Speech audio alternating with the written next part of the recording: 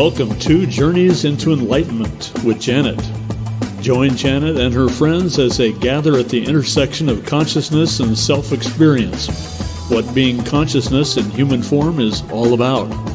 Access heart-centered awareness with them and feel the difference in the moment that will last a lifetime.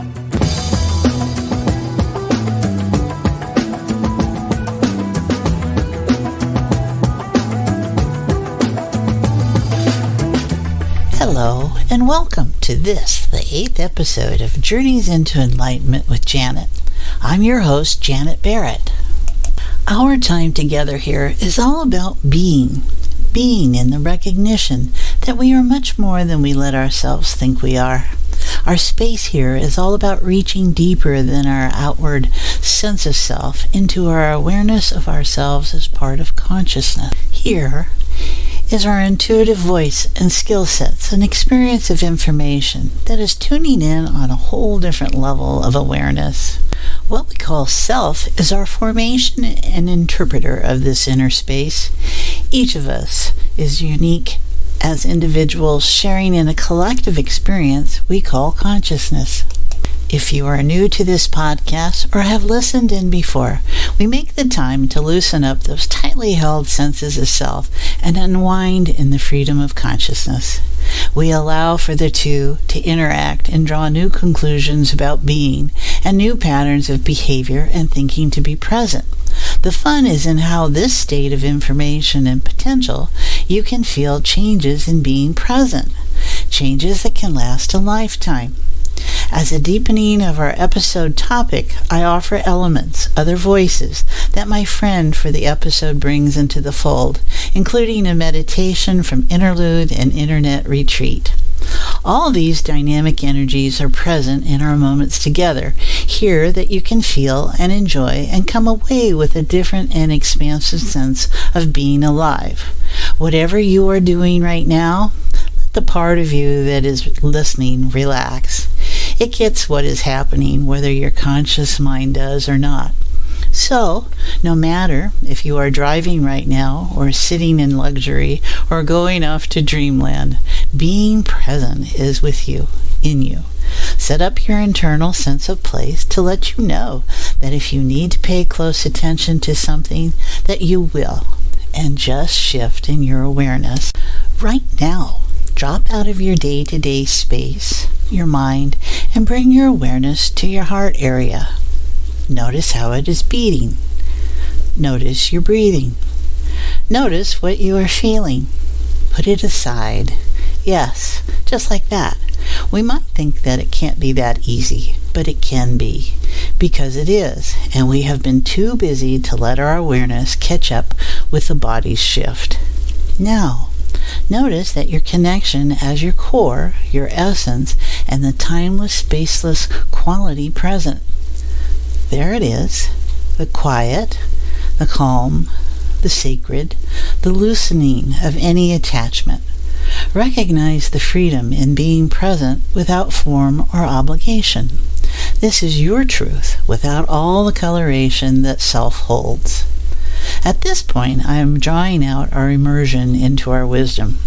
Different practices can involve ritual and dogmas and time setting a space. In consciousness technologies, we work on the quantum principles where time and space are malleable. Life shifts in the blink of an eye, literally. We are switching states of reference rapidly. Today's episode is consciousness and following the bliss of curiosity. Life is all about curiosity and action. Two-legged and four-legged animals are filled with curiosity. It is what takes our innocence to the next action and what that next choice creates. My friend Boyd Martin and I will consider how curiosity plays into our being both consciousness and self and leads us into maturing, comedy and tragedy, and transcendence. Boyd is an old friend who has a broad background in being curious and where that can take oneself.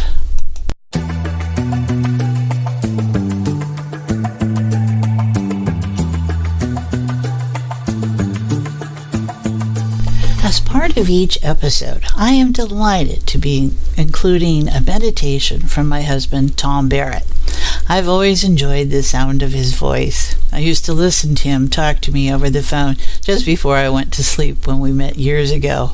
He was working 60-hour shifts at a time in a group home of juveniles who were wards of the court. He enjoyed my voice for connection to the normality of life, probably, and his was my connection to the calm, kind depth of being that he is, when I was not always so calm or kind inside. His website, Interlude, an internet retreat, offers his wisdom of more than 30 years of being a mental health professional. His is a respected viewpoint on life in dealing with our challenges in being.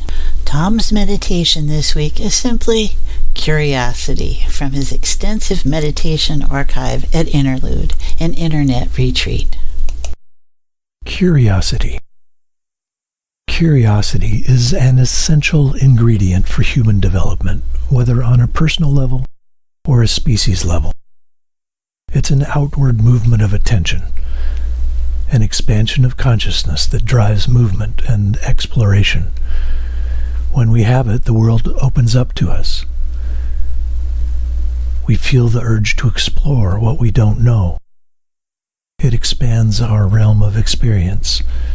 It grants us surprises and gives satisfaction in knowing. Curiosity engenders love, and love engenders curiosity. When we love someone, we want to know more about them and how they experience life. Hate does not require curiosity. Hate rests in the unwillingness to deeply know the other. Prejudice and stereotyping do not persist in the presence of curiosity. Curiosity takes us to that state of knowing where we realize that what we think we know may not be the truth. Curiosity leads to knowing, but it requires a willingness to recognize that we may be wrong about what we think. You may want to practice curiosity by looking deeply. Look inward to know more about your own inclinations. Observe yourself dispassionately.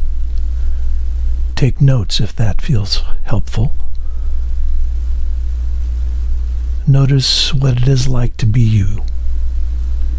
See if you can observe the limits of your experiencing. What do you persistently shut out of your perceiving? Notice the hot buttons. What angers you? What softens your heart? When you explore your problematical behaviors, look at them closely to observe what leads up to them. What conditions exist when you enact them, and how you perhaps perpetuate them. Similarly, practice curiosity about other people, especially those you find difficult to love. Instead of writing them off and closing your heart to them, be curious about their way of experiencing. Try to understand their motivations. What would it be like to perceive the world as they do? Nurture that part of you that wants to know.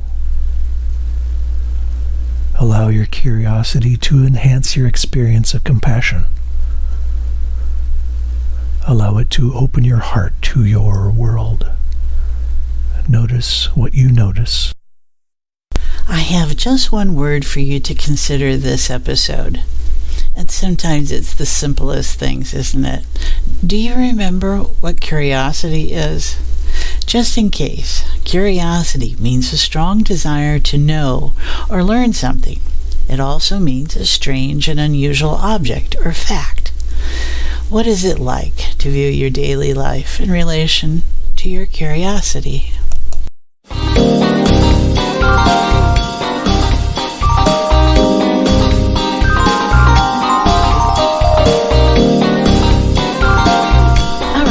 Today is following the bliss of curiosity, and I have just the right guy to partner with, my friend Boyd Martin.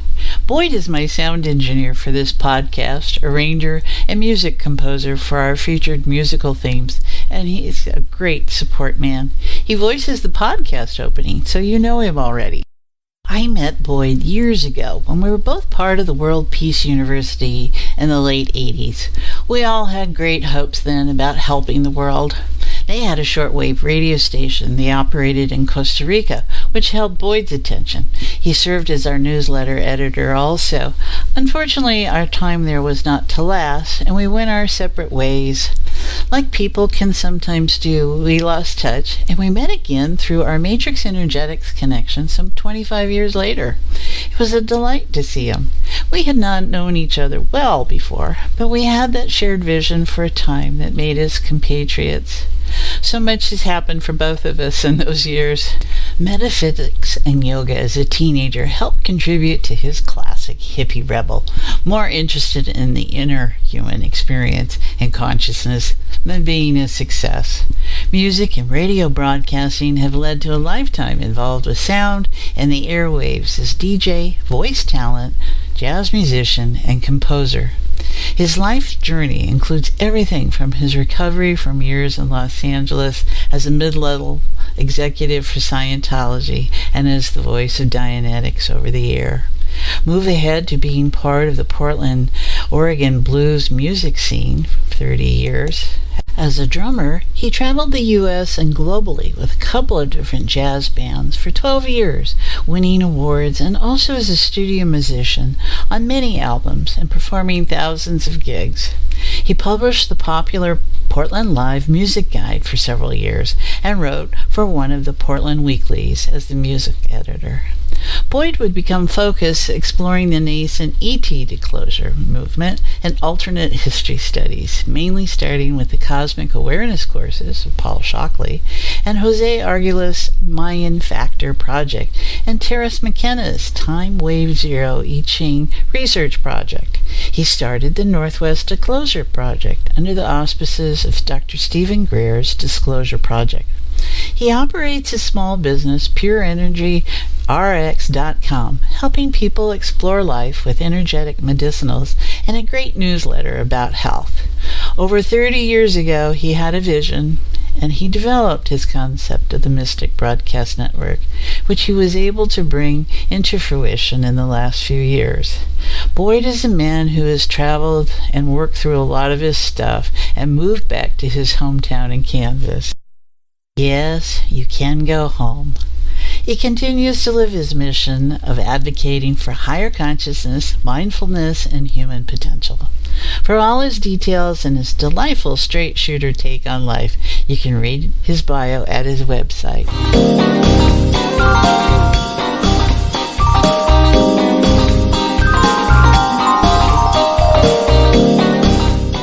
Hello, Boyd. How are you doing today?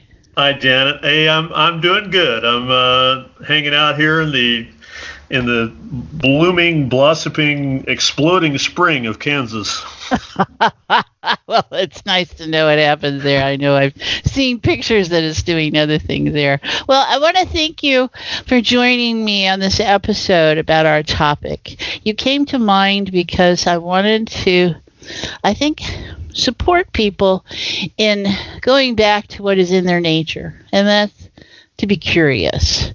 And how in all of this upheaval we've all been noticing these last couple of years and stuff is that we've gotten hit with so much heavy emotional stuff that now it's like spring.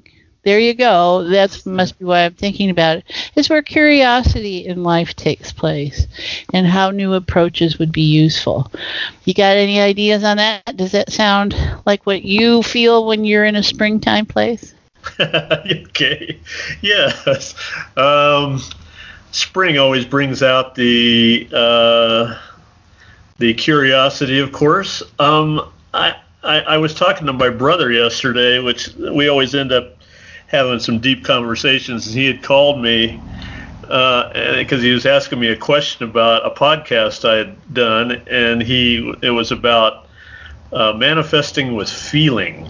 And he was all like curious about, well, if you visualize and then you don't feel, then does it still manifest? Or if you feel and then not visualize, does it still manifest? So he was really into it, and I was kind of surprised because we don't usually talk about that kind of a subject. He's coming around, and so that was fun. We started talking about different formulas to use in terms of feeling what it is you're visualizing, and kind of testing that out of curiosity. So. Okay, well, there you go. Well, how about we take a few minutes, invite everyone, if they haven't already gotten connected, that they feel that with us, and we'll drop in here a little bit. And just take a moment to breathe, everyone. This is our space to just relax, let go, just notice, and just be present. Close the story off and close the book on that chapter, I guess, of what life was about today. And self-care. Go back to you and the nourishment of self as essence, as present, always. So notice the heartbeat. Notice your breath.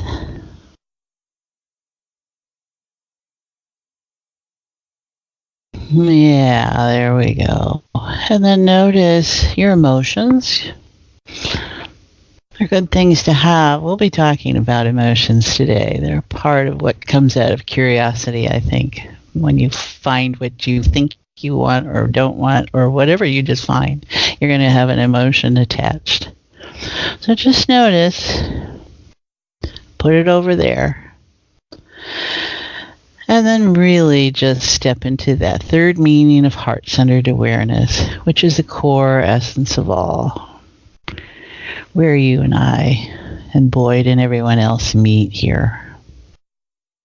And being present to this within ourselves is where the freedom of life is felt. The freedom of being, the freedom of not being. Any kind of freedom you want, you'll find here.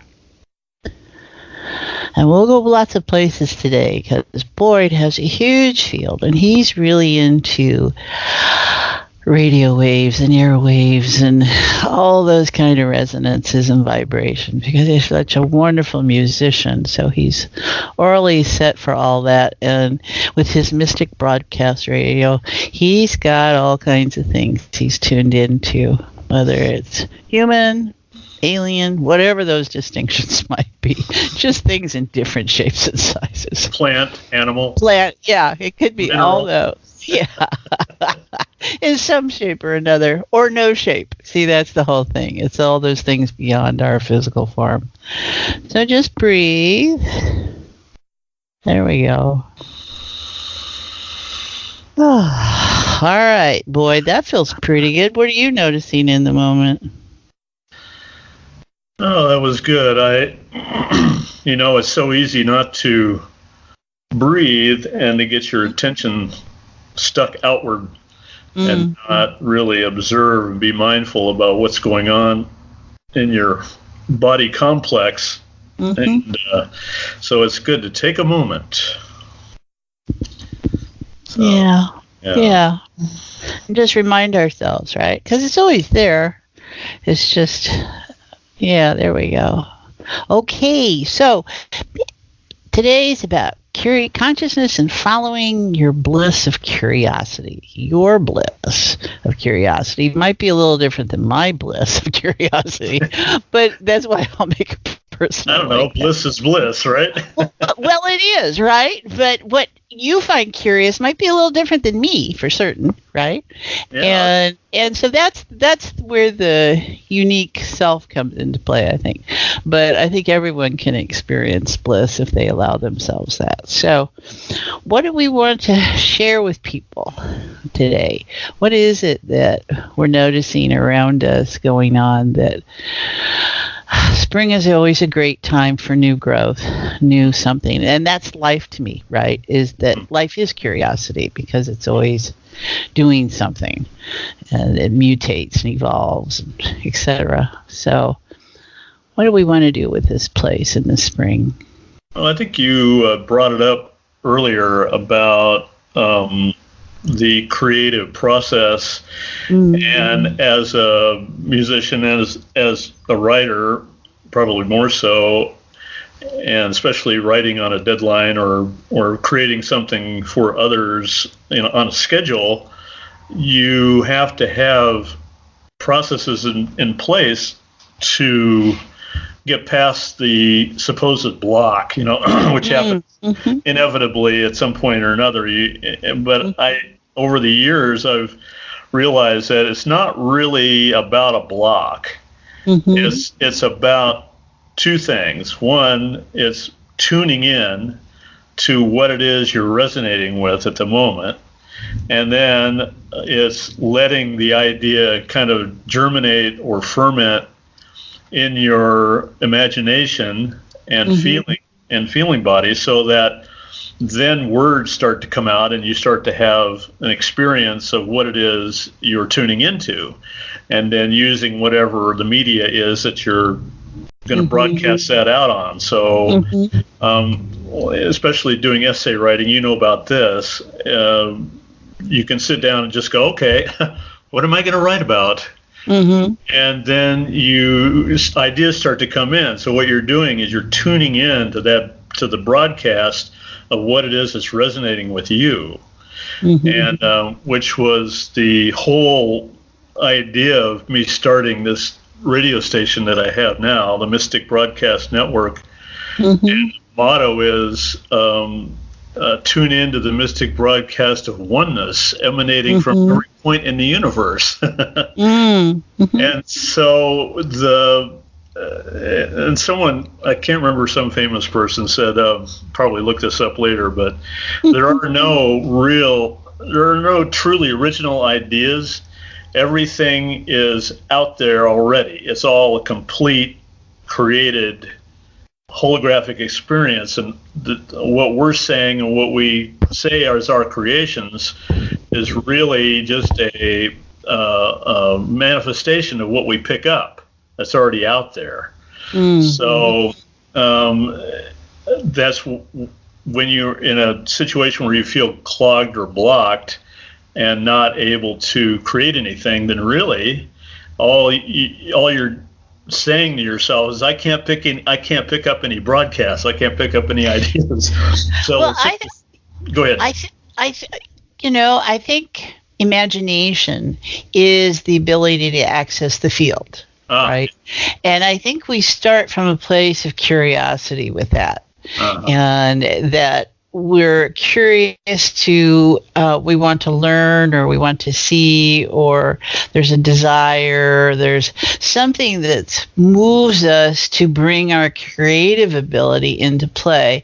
And so I still resonate with what you're saying about that you have to be in the place where that information's available, right? And it's usually not in our mind, it's in ourselves as consciousness, our intuitiveness, where all access is available.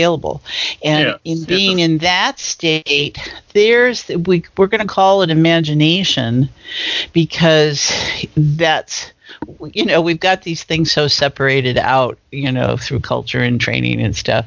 And in being able to call it, oh, that's just your intuition picking up that field, all those resonances, and now you have some ideas, and let me go to sleep, get out of my own way. Oh my gosh, and I have that catnapping dream, and you wake up and you know exactly what to do, right? You've given yourself that place to appreciate it. And we hear that so much about what's ever been created in the world or divined or anything. All those people that have that ability to they were curious about something, they observed it in some way, they wanted to know more, and then they said, well, what would that be like if I knew more about this?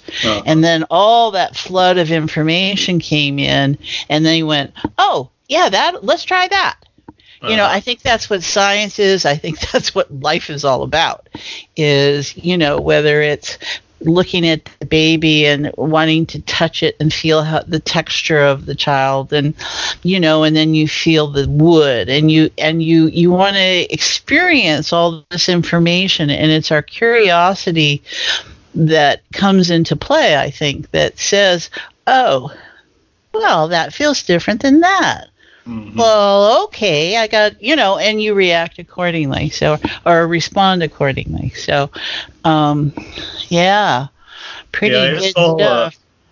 It's, I think, as speaking incarnationally, we come into these lower, for want of a better term, lower densities of physical reality out of curiosity or out of, on a high side, some of us may come in with a mission, but the mission is always based on, I wonder what I can do with all of this.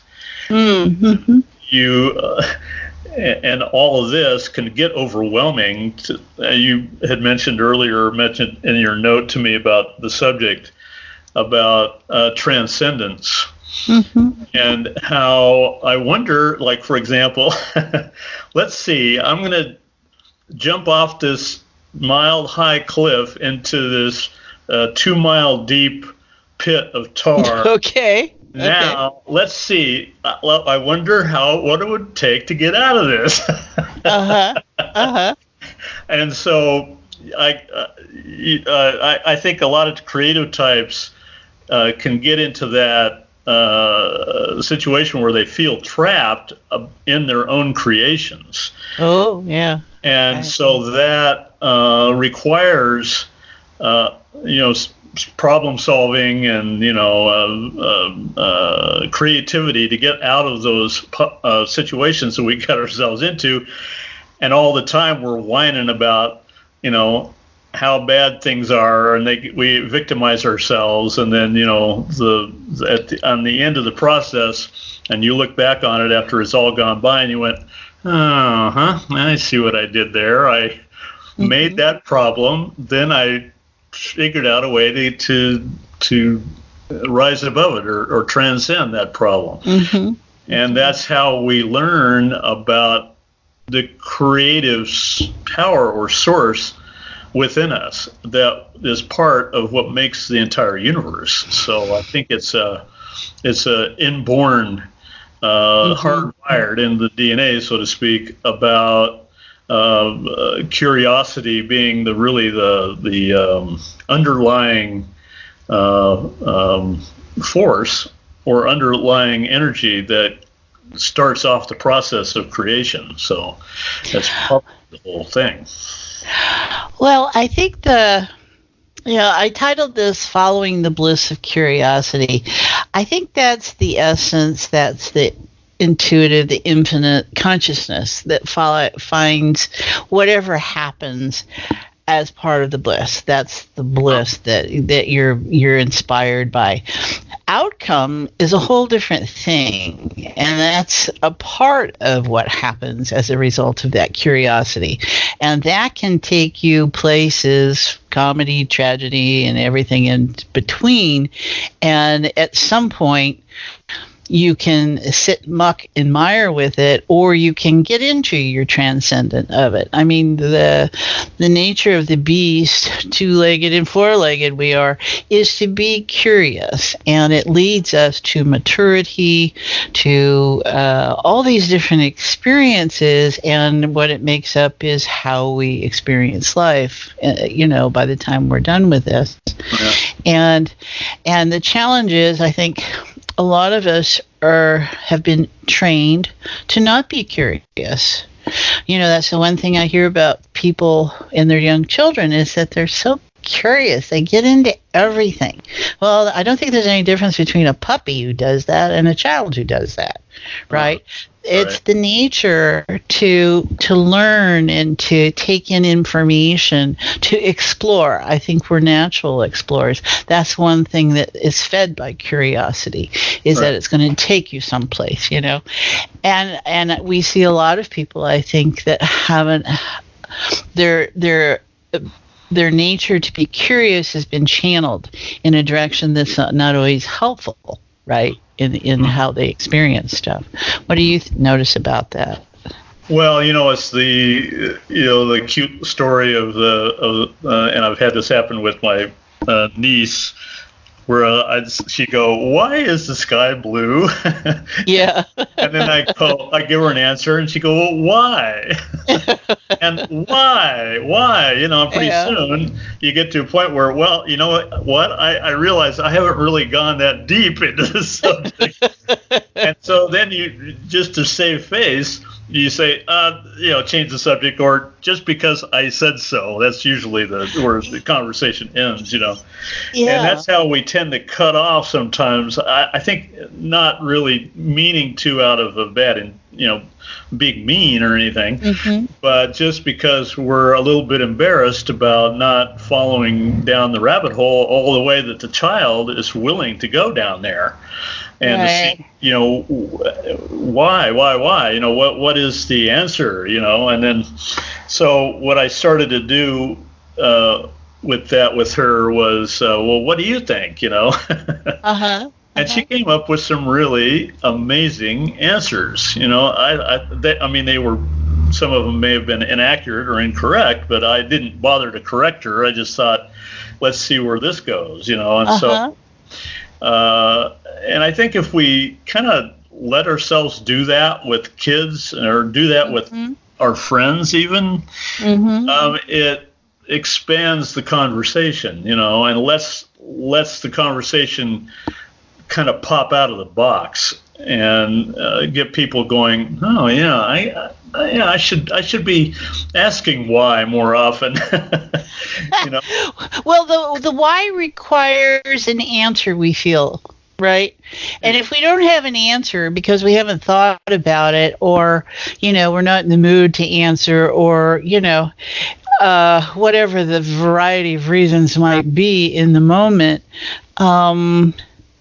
you can see where either a child or the young either is going to have enough self-direction to say, well, you don't have an answer, I'll go find one, or it gets, oh, well, maybe there is no answer to my question, and how that could play and magnify as one gets into adulthood is that there are no answers, right? There are no solutions that are going to make me feel good, because I think a lot of that is about being validated. Why? Yeah. Because then it gives you a sense of place. It gives you a sense of, oh, that's there and I'm here. And we forget that at the time, right? Or whatever the parenting style is. And I know we've talked in group about this, and it was fascinating, all the different information that people came up with that colored how they expressed their curiosity. And it's a huge morphic field awareness. So let's just take a moment, everyone. Just notice how you're doing with our subject, curiosity. Check in a minute. Seems to be shortness of breath present. So let's just, what it's like to be curious and have good results, I guess we might think. But just breathe. And see where that tightness is. And I'm just going to call it a tightness because that's the way it's presenting itself to me. So we're just going to undo it a little bit. Because I think what we've tapped into, Boyd, is how people get tied up with this. Where, you learn from an early age that the people in your family, you could only expect this much. That's your option.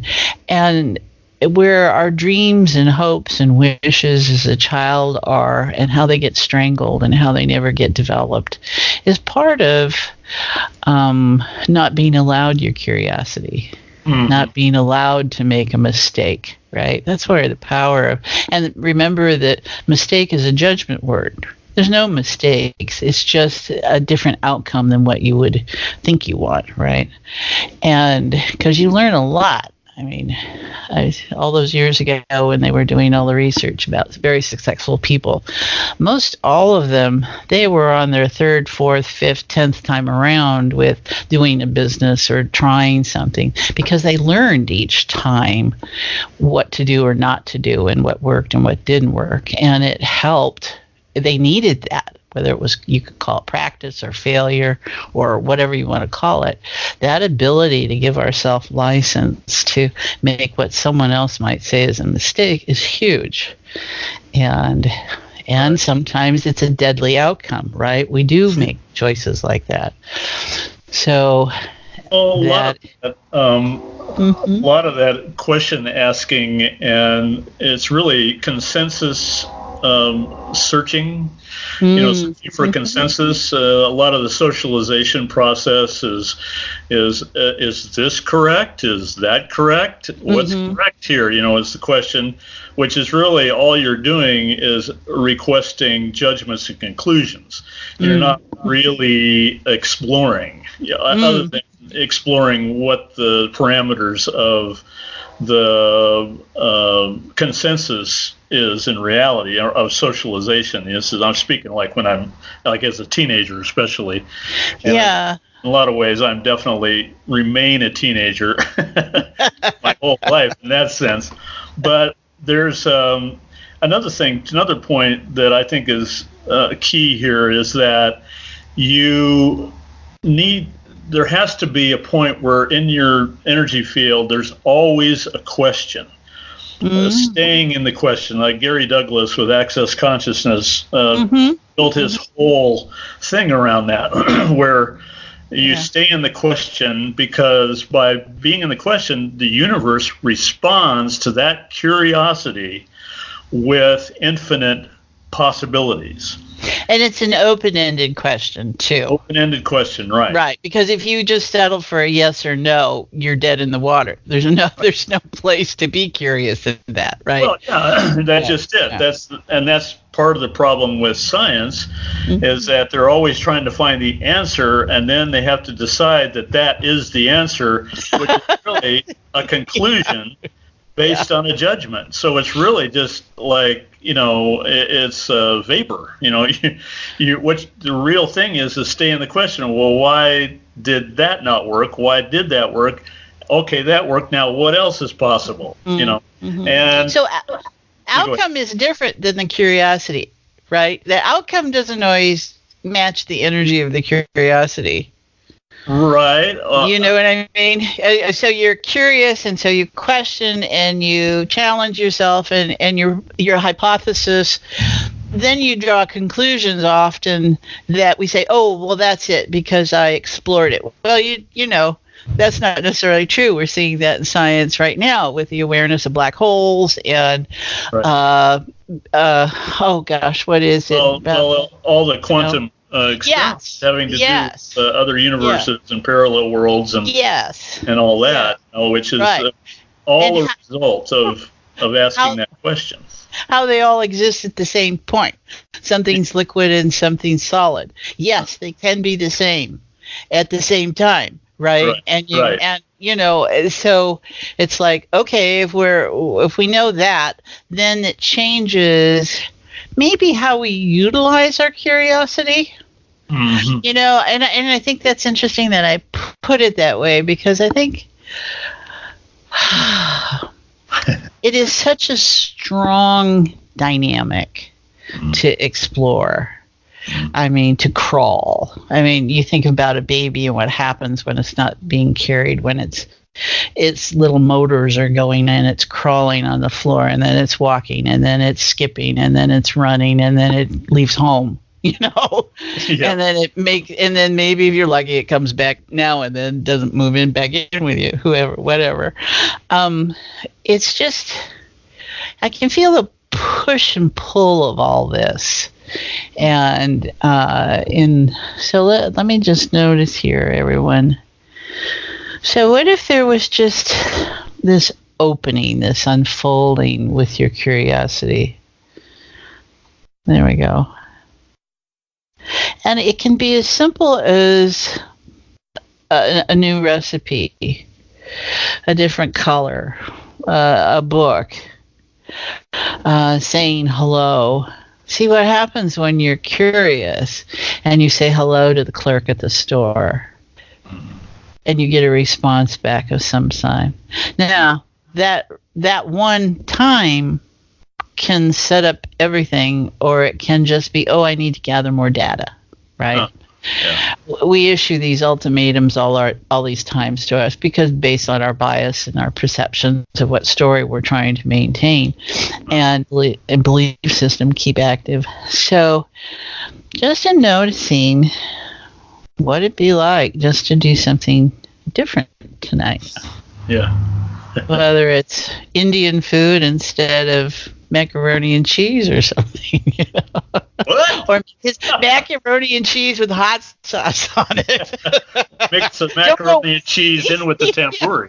Yeah, really. That's the way I cook. I got it. It's just allowing ourselves to try something different because we want to see what happens when we try something different, though a lot of us don't find that to be a user-friendly position. We already know what's going to happen, right? So the creativity is totally shut off when you're already predetermining what's going to happen. Well, there's a slight maybe that it won't, but, it's interesting to me. Well, there's the other thing about the comfort zone. And also, humans are wired to be habitual creatures. And this is true of a lot of mammals. I mean, certainly dogs are like that, real lovers of routine.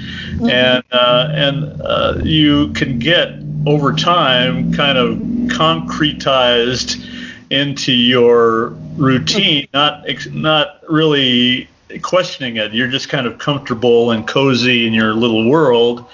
And but that leads to the other conflict about being human, or not really conflict, but the characteristic about being human is curiosity. So at some point, after you're all nice little comfortable in your little zone with your popcorn, and you're sitting there with your little blanket on and everything's cozy, then you start, there's that thing, boredom, curiosity, let's do something different comes into play.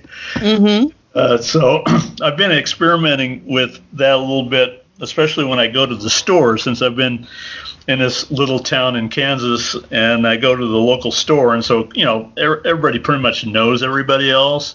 I see the same people in there, and, so I start striking up conversations, and I was at the checkout counter, and the girl was going, I bought a rutabaga, and she was looking up the code, and I said, it's 4747. I knew that because from the last time, because people, I guess, don't buy rutabagas very often, so she didn't have that memorized, so then she goes, hey, you're right, and then she goes, you know what an organic rutabaga would be? And I said, how about 94747? She said, yes. Do you think I could work here? So anyway, but it got off into this whole conversation. So the kid comes up to bag the groceries, and he's starting to say, well, I know what the code to this and that, and so then she says, then you get into the whole idea of the deli, then you got to go back in the bakery, and they have a completely different coding system. And it all started off by me answering the question, because I had the answer to her curiosity, and it started this whole other thing where she's going to now deliver to me her experience and expertise in the store, which is ultimately really validating, So we came away with we're friends now, So you bonded over organic rutabagas. Yeah, that's right. So we had. Not everybody can say that, Boyd. Yes. So, and now I know more food codes in case it comes up. But the point of it, the point of it is, if you don't answer that call. To either be a part of the questioners, be an answer to the question, and then make another question. That's the ball's in your court now. Okay, now what else are we going to ask about here? And that's how conversations get going, and that's how empires are built. Really, that's how I think that's how humanity pulls itself up. By its own bootstraps, so to speak, and it's through that using of curiosity just amongst ourselves in consciousness that creates evolution. So I think it's a key, really basic part of reality. Well, what comes to mind to me is hearing people go, well, what a waste of time that is, or something. There's some kind of judgment, a negative judgment about your experience. And it's working on a couple of different levels that people tend to forget, I think, at times. There's one is the human interaction, yes, and there's having the camaraderie and the experience of it. And then there's also how that information there related to you. Right? We so often feel ourselves outside of things or not connected, but their system of just how they notice their material goods affects us, right? And then you have the different kind of systems in the store that uses the information. And where that becomes interesting is because now you're aware of that there's more than one way to do something. And this is a place that's utilizing more than one way to keep track of its goods and flow. And how at some other point or area in your life, or the question you had earlier in the morning that you didn't have an immediate answer for, all of a sudden comes into focus out of this experience. Yeah. That information showed up in a way that was encoded.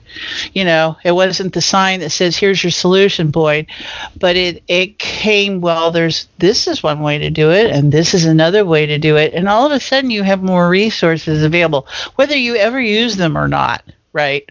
Right. Is that all of a sudden you've opened, well, whoa, there's a number of different, what if I looked at this differently? What if there's more than one way to do something? And I think that's important for people. If you're not in a position within yourself, because we're in that habituated place like you talked about, and being able to, okay, this is what I know, and that's all I need to know, and I'm going to keep my head down. Right. And just get through this, right? And there are times when that's an incredibly powerful place to be in order to get through something that you have to get through, a choice. And there's also where that is so blindsiding you. It's not only blinders on, it blindsides you because you can't see anything else around you. Oh. And I think that's interesting. And that came to mind. Huh. Yeah. That's, I had a thought there, just a minute, it'll come back. Tune into that again, is that if, like, it gets the other solution, we're getting back to writer's blocks, creative blocks, is that if one of the tricks is to, when you go to bed, ask that question, okay, what do I need to know? What do I want to create? What's going to happen? And then as you process through in your dream state, a lot of times you'll wake up, oh, that's the answer. Or I'll have, why isn't this working? And then you go to sleep, wake up, I know exactly why it's not working. And and then the tendency is to go, oh, okay, great. I have the answer. I feel better now because there is some sort of an endorphin reward from having an answer. And yet then the next situation you'll be in will create another question. And so it's being willing to be in that question. I'd say, just as a matter of course, what else could happen here, and because the power of curiosity is the power behind the universe, what it runs on. Because things don't start actualizing or manifesting until there's a question. Because that's you put a question out there. Now the universe is your co-creative partner. It's going to answer with whatever it's got as its infinite potentials, and you can either take that as a final conclusion and limit your experience, or take that and go, oh, and what else?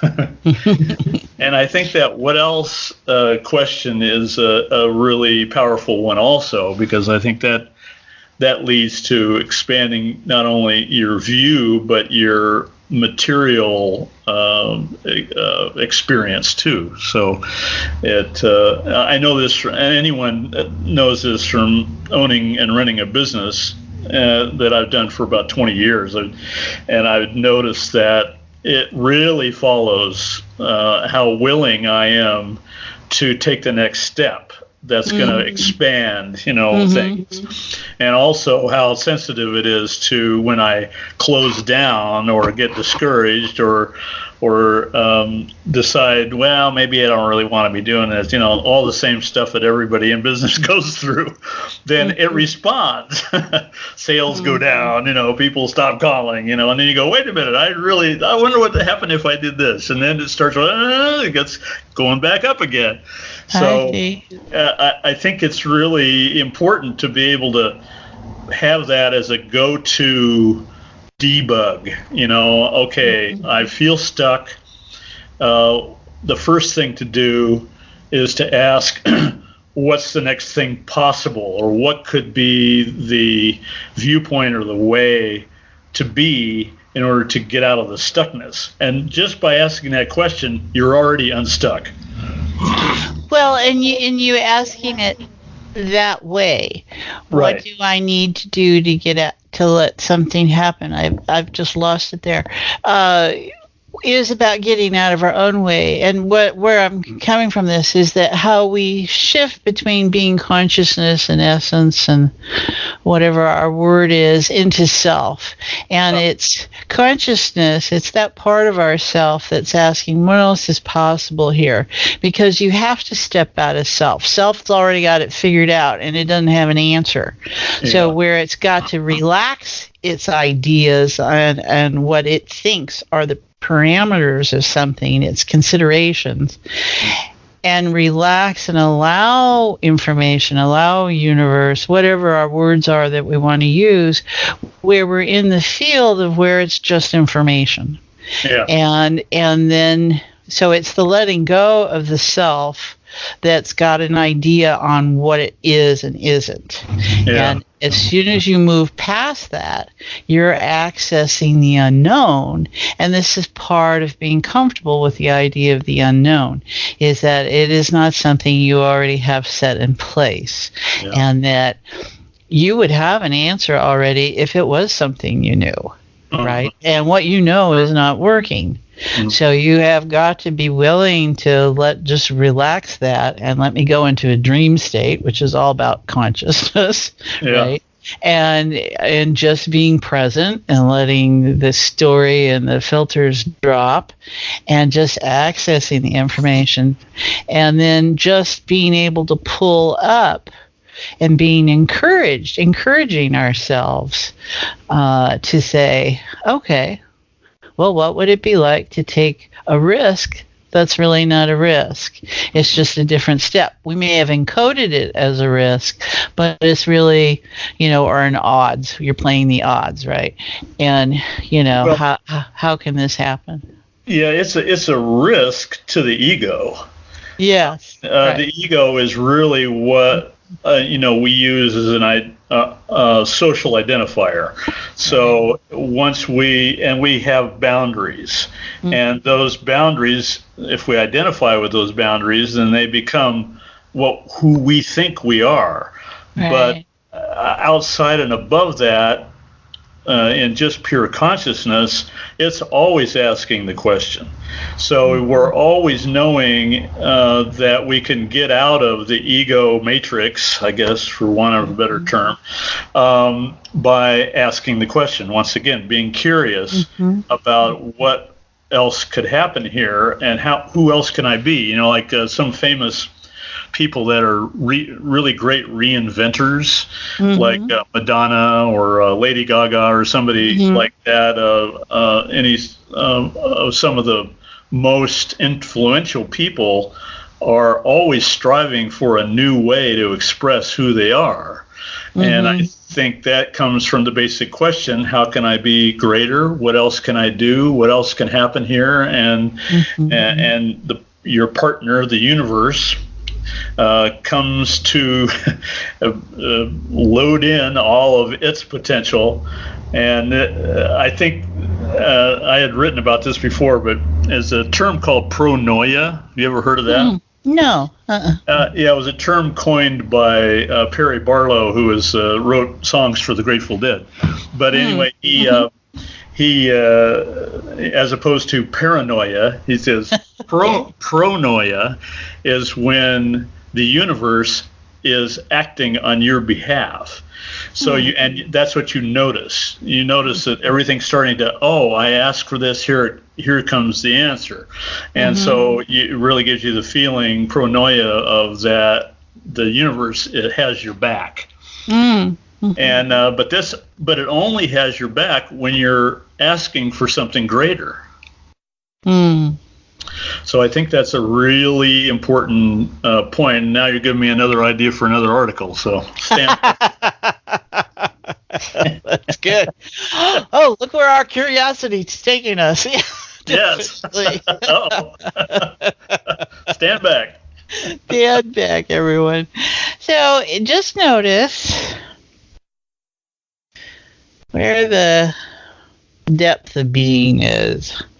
We're appreciating how curiosity can take us many places, and about outcomes. And that's when you're in a state of attachment as self, you're looking at outcomes. You're judging what comes of that experience, of where your curiosity led you. And some people, there was the other thought. Some people are geared more towards reinventing themselves, or the curiosity to learn something new as themselves, where there are others, and we can use the artists for interest, for any artist really, the ones that get known for something, and then they want to be known as more, right? Yeah. They don't want to stay with that. And then there are other artists that are very comfortable in what they've created as their niche. Yeah. And they do it really well. And their challenge can be to keep it fresh. Right?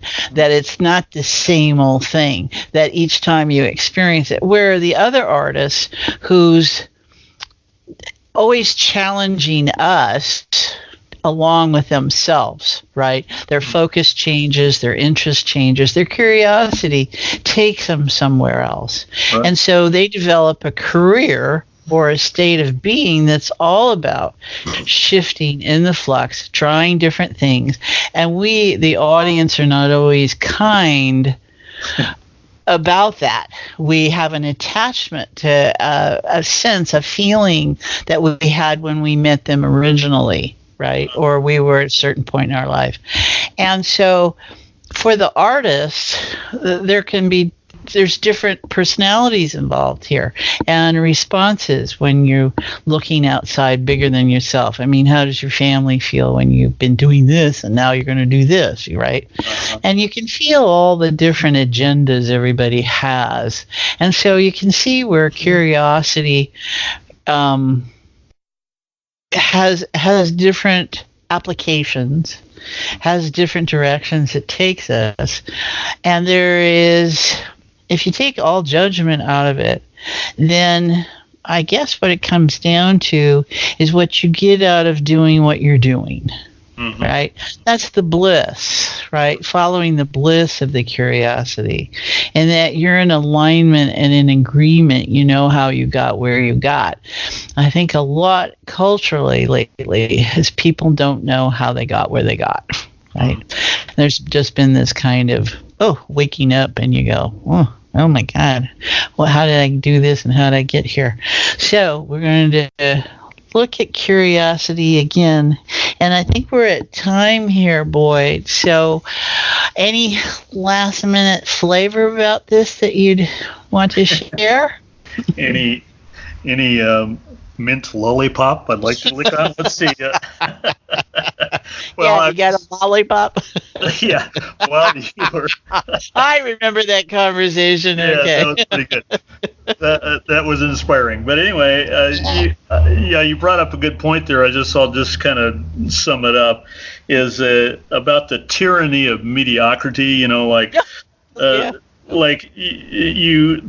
Especially when you're a high level or a highly exposed artist, and you decide you want to do something else, you're going to be attacked and put down and invalidated and insulted because you aren't doing what they expected you to do. So there's that tyranny of expectation in the culture.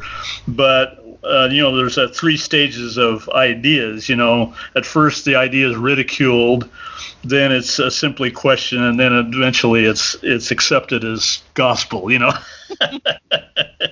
So in order to get to those ideas, you go down the rabbit hole of curiosity, and those things you have to have the courage and the belief in what your curiosity showed you, that it is something that is worth doing or worth having or worth presenting to people. I go through that every time I create something. Is this worth something? Well, if it's worth something to me, it's going to be worth something to someone else. So just hang with that. This is such a valid, great place to go, Boyd, and thank you. It's easy to have a symbol and a celebrity and somebody out there who makes these choices and lives with them and dies with them. And each of us is an artist in our own life. And there is no different between me and, okay, let me throw out Madonna here, except time, distance, space, and being, right? Right. But there's a lot that we have in common is because we're humans, and we are spirits in a body. And what you just said about whatever it is, bliss of curiosity that's unique to each of us, is that it has value because it's you.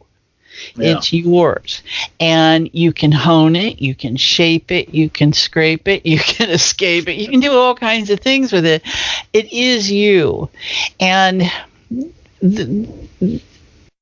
to find value in oneself, and to realize that wherever we are in life, just be open. That's what this is all about, everyone, is being open to the awareness that there's no penalty in being. There's no tyranny here.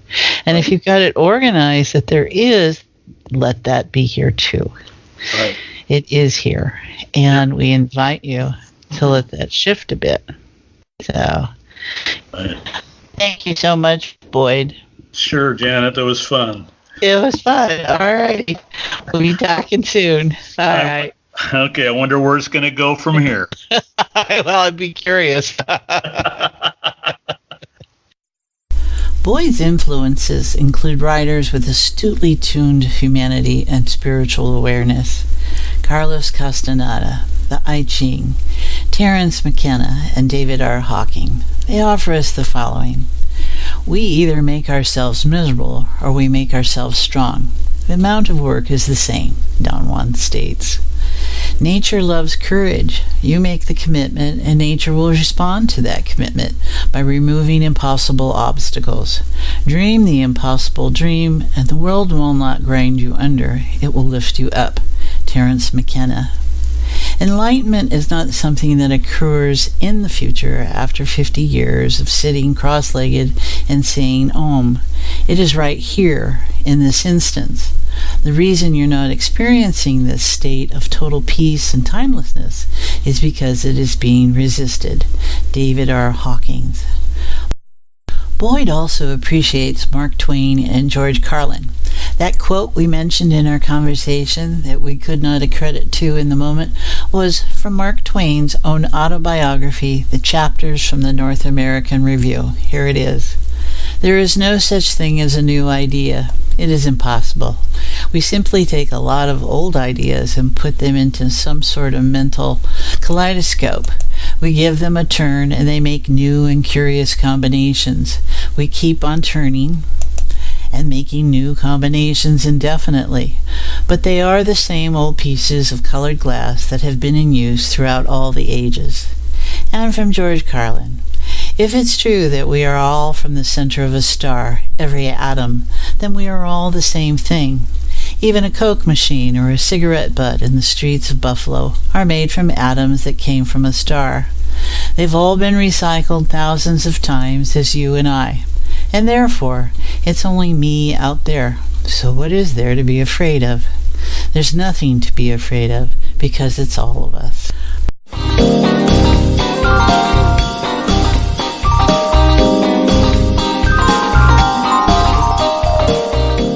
Our bits of wisdom about curiosity come courtesy of the Brainy Quotes website. You can locate the link on my website podcast page for this episode at www.janetandbeyond.com.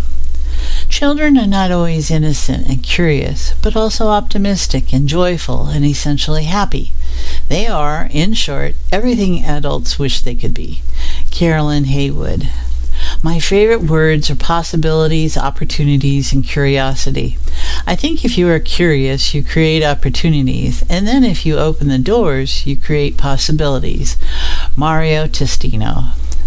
I have no special talent. I am only passionately curious. Albert Einstein.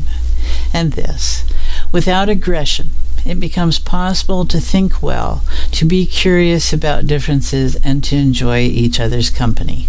Margaret J. Wheatley.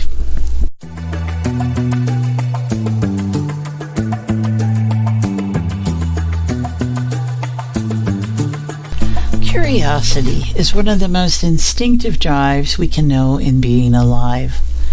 All animals demonstrate it. It leads to questioning, creativity, and actions. It leads to exploring and looking for something different, or just because. It leads to maturing and finding one's place under the sun. It can shorten a life or extend a life, and it totally dictates the quality of that life. Curiosity is what pushes our innocence to gain knowledge of all kinds and what we feel about that knowledge and where that takes us. Life shapes and forms and evolves. This is curiosity of a sort. Something propelled life out of the seas and onto land. It had to then adapt and evolve in order to maintain a totally different breathing in this new environmental relationship. It isn't because there wasn't enough room in the ocean. What if it was curiosity that was taking place? Curiosity is a neutral state. It is not good or bad, but what comes from being curious leads to outcomes. Consciousness has no agenda, so it has no outcomes, it has no attachment. This is in each of us at our core. The human in us will judge the outcomes, developing and delivering biases and predictability. It shapes our curious nature. We can give it license to develop and stimulate new processes, or it can be set to limit. Consciousness technologies celebrate curiosity that leads to creativity and actions in our quantum realities. New patterns of behavior come not because we force them to. They come because we are curious and ask a question. A great question is, what would it be like if this could be different? It is our invitation to the unknown that is potential. Something so simple in this quantum state is the most powerful generator of potential and action as energy.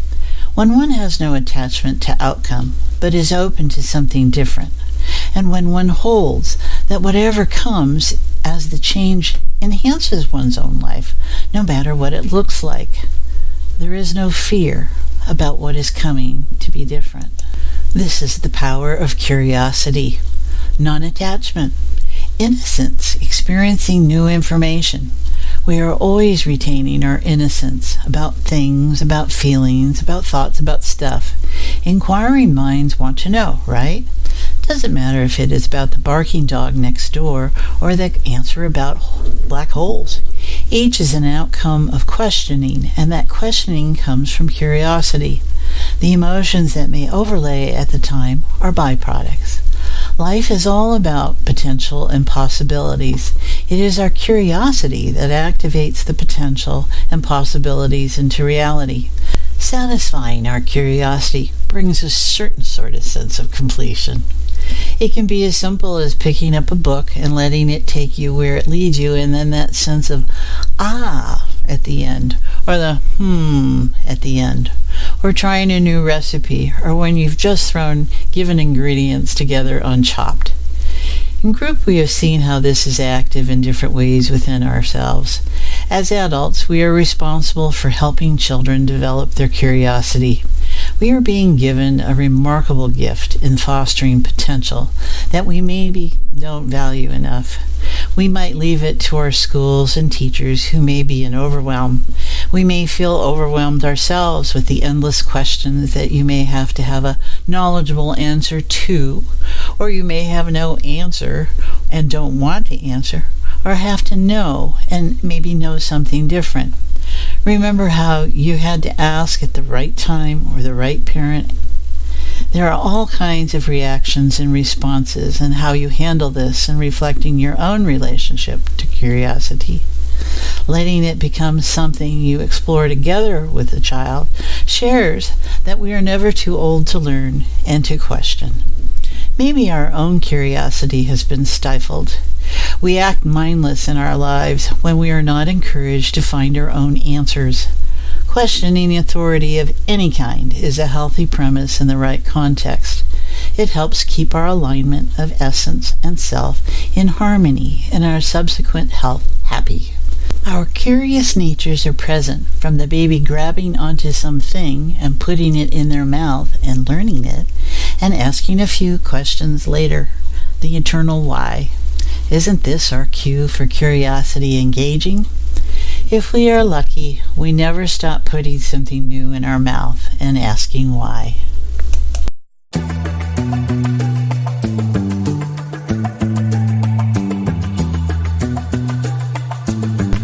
You can see Boyd's links listed on the Episode 8 podcast website page at www.janetandbeyond.com. They include Quantum Health Newsletter and This Quantum Life podcast, Pure Energy RX, and Mystic Broadcast Network Radio. You can support him and the Mystic Broadcast Network Radio by donating at Patreon.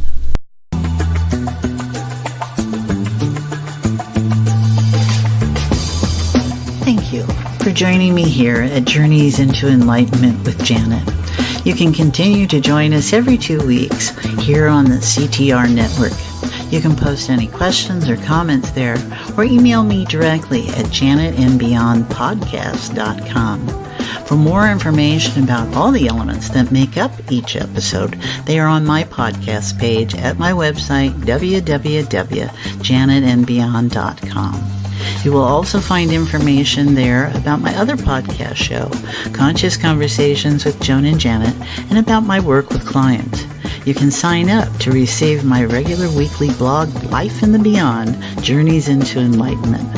You will also find out about the Fuzzy Photons playground groups I offer. Live interactive space via Zoom video conferencing on your favorite device on Thursdays.